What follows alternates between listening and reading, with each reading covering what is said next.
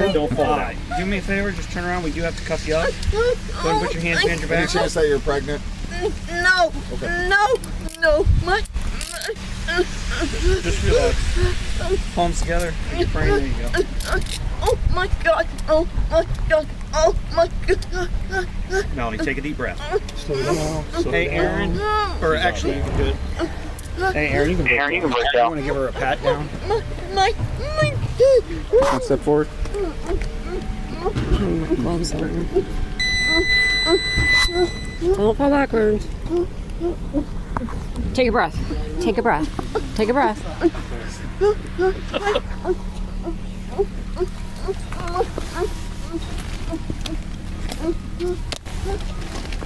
Imagine dropping your baby off in the morning, kissing that soft forehead, and heading to work believing you'll pick up your smiling child in a few hours, only to get a phone call that stops your heart, and within minutes you're standing in a hospital hallway as a nurse guides you into a room where your 18-month-old son is pronounced dead. That nightmare became reality for a mother in East Canton, Ohio. And the woman now charged in connection with that infant's death was caught on police body camera, completely breaking down as U.S. Marshals put her in handcuffs right on her front porch. The raw footage is gut-wrenching. An officer calmly tells her, "Do me a favor. Just turn around. We do have to cuff you up. Go ahead and put your hands behind your back." And suddenly the 45-year-old woman, later identified as Melanie Dearzio, begins gasping. "Oh my God, oh my God, oh my God," over and over while hyperventilating so severely that the officers have to keep telling her to breathe, to not lock her knees, to just take a deep breath. And the entire time you watch her world collapse, you can't help but think about the other family. The one whose world already collapsed back in March when little Grant Simmons took his last breath after being in her care. According to the incident report, on March 10th of this year at 1:39 in the afternoon, East Canton police responded to Dearzio's home for a medical emergency involving the 80-month-old boy. By the time officers arrived, paramedics were already racing the infant to the hospital. But inside that house, a story was already unraveling that would expose what authorities now describe as an unlicensed, overcrowded, and dangerously negligent daycare operation hiding in plain sight. Grant's mom had dropped him off earlier that morning like she always did, paying $45 in cash for a day of babysitting. A rate that to any working parent sounds almost too good to be true in a country where licensed childcare can easily exceed $2,000 a month. But when Dearzio called the mother around 1:20 p.m. and said the child wasn't breathing, the unthinkable had already happened, and a short time later at the hospital, Grant was pronounced deceased. Now here's where the story gets even more disturbing. After that child died in her home, after police began investigating, after a grieving family had to plan a funeral for a baby whose obituary remembered him as full of life, always smiling, enjoying Cocomelon and his toy excavator, his mommy's little stink. After all of that, Melanie Dearzio reportedly... Yeah, that's a big thing. And, when I saw that she tried to reopen it after this incident, and I don't know if she had any prior incidents, and that's something they're looking into, any 911 calls or 311 calls, any aides that went to that house. So, but to do that, on a legal perspective, it seemed there's the lack of caring, negligence maybe to that point where you think your system is better than what it is. I mean, you have a death of a child in your care, whether the child died at the residence or at the hospital, it doesn't matter. To sit there and say, what I did was okay. Oh, I'll get over it. Let's start again. If you went into a doggy daycare, and I'm talking about just dogs and pets, would you want to send your dog to a location that had a death of there? And that's the thing. Since there's no record of that and no one would have known about it, she could have found other clients and did the same thing with them and saying, I'm cheap, I'm available, and do this without anyone knowing that this death occurred. Planned to reopen her daycare just 13 days later on March 23rd. That detail alone made my stomach turn, and it clearly alarmed the village of East Canton enough that they filed a civil complaint on March 20th seeking to shut her down permanently. What investigators uncovered about how that daycare was run reads like a checklist of everything you pray isn't happening behind the closed doors where you leave your child. Officers learned that Dearzio was caring for at least 5 children on the day Grant died, 2 23-month-olds, a 1-year-old, a 3-year-old, a 4-year-old, plus the infant. And she admitted she couldn't even recall how many kids she usually babysat day to day, guessing between 5 and 10, all paid in cash. She had no appropriate supervision or safe sleeping arrangements for infants and toddlers. She didn't have current CPR certification or any medical training, yet she was... In this case, like when you think of like negligence, I mean, she did not have, she was administering medicine, even if it's just Tylenol, like she wasn't licensed to give out the Tylenol. She was kind of like, well, whatever the parents want me to do, I'll do that. But that's not, that is different than maybe having the certification that some states have to administer. I mean, I just think of like for our kids, like any sort of like medication, you have to fill out a huge form and all of that, just to even get it into the building.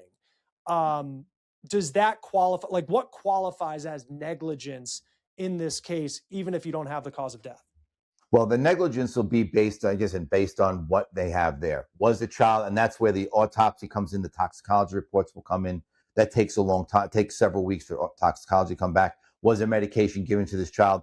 What were the instructions given? Administering medications like Tylenol, eye drops, and amoxicillin just by following whatever handwritten instructions the parents scribbled down. There was no emergency plan, no fire drill protocol, no evacuation route, nothing. And she didn't use a single baby monitor or camera to check on children who were spread out in different rooms. Perhaps most chilling of all, when police asked her about one of the 1-year-old children in her care that day, Dearzio told them she didn't even know the child's last name. Let that sink in. A person who was being paid to keep multiple infants alive for hours at a time didn't know the full name of a baby entrusted to her. The civil suit also alleges that she exceeded Ohio's legal limits for the number of children under age 2 that can be cared for without a license, never obtained the required conditional zoning certificate, and was basically running a full-scale, unlicensed daycare under the guise of babysitting. Legally, that distinction matters because... How much does that actually matter that it was, they believe, an unlicensed daycare? Well, the amount of children she had in her care and custody, that was the key. She had too many children under the certain age that they were required to have a license, and she wasn't apt to do it. She didn't have a staff. There was no real protocols or procedures in case of emergencies. There was no true sleep areas for the kids, no activity areas that were maintained or managed. And that's why when you talk about daycare center costs, it's because the licensing is so important.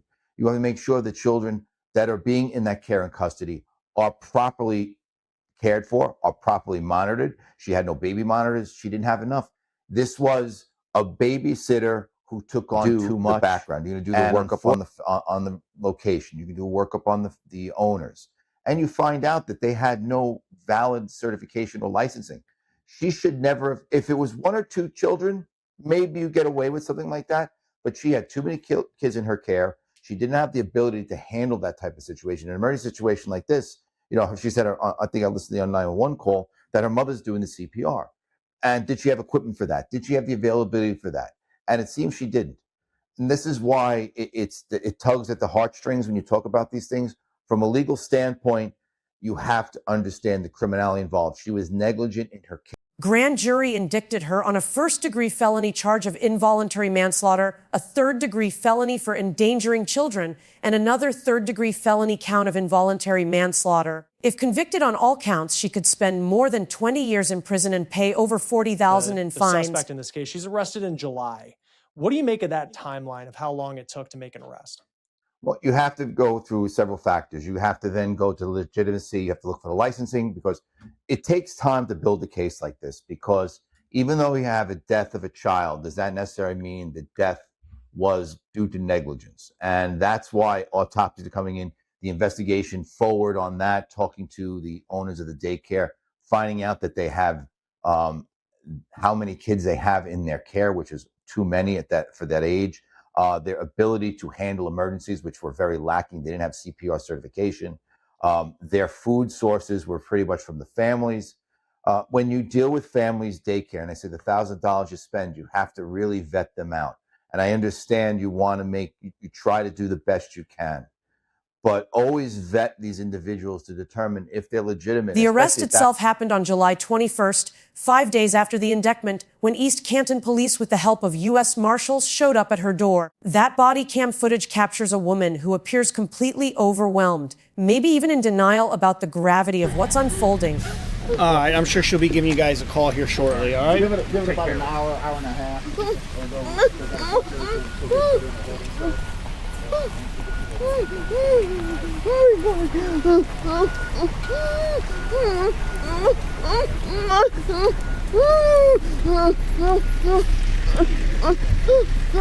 Melanie, just breathe.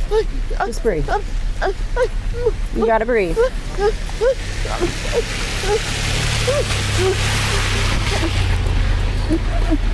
She's crying. She can barely stand. An officer gently holds her steady and says, Melanie, take a deep breath. Okay, Aaron, we're getting back to you. This is one, I understand your job. Right. But this is a woman that's about ready to have to. We'll get her taken care of. Your appearance. Yeah. You know what I'm saying? You've been here before. All right. I don't have to. You want to leave all your tools in here, so that way you don't gotta put it in your property. Just leave it all here. What you say? You'll call. Yeah, She'll get the call. She's gonna get booked, and then she'll probably see the judge, and she'll be able to give you guys a call. She'll get booked in, and then she'll get a free phone call when she's put in the hold. While her male companion watches helplessly, asking if he'll be able to call her. The arresting officers remain professional, firm but not cruel, as they cuff her and lead her away. And in the background,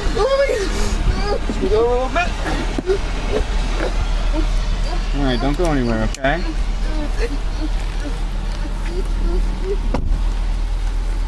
All right, guys. You got handcuffs? Good? I do. All right, I'm glad I'll give them back to you. I was worried. I know this is kind of a big deal.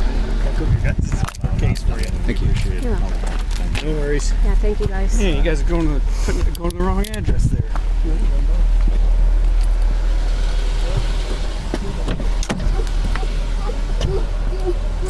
Melanie, try to breathe. Try to breathe. Calm down. Calm down. you can hear someone saying, I was worried. I know this is kind of a big deal. First with the body cam video, and when you watch that. Well, when you watch the body cam video, you see speaking to the female who's being arrested. Didn't know her name at the time, but when you see being arrested, you could see she's almost uncontrollable and uncontrolled. She's having almost an attack, a panic attack. But when you have U.S. Marshals there and the police are arresting you, it's the first time probably getting arrested, you're going to see that. The process went very smoothly for that. You didn't see a lot of interaction between the police who made the arrest and the defendant in this case.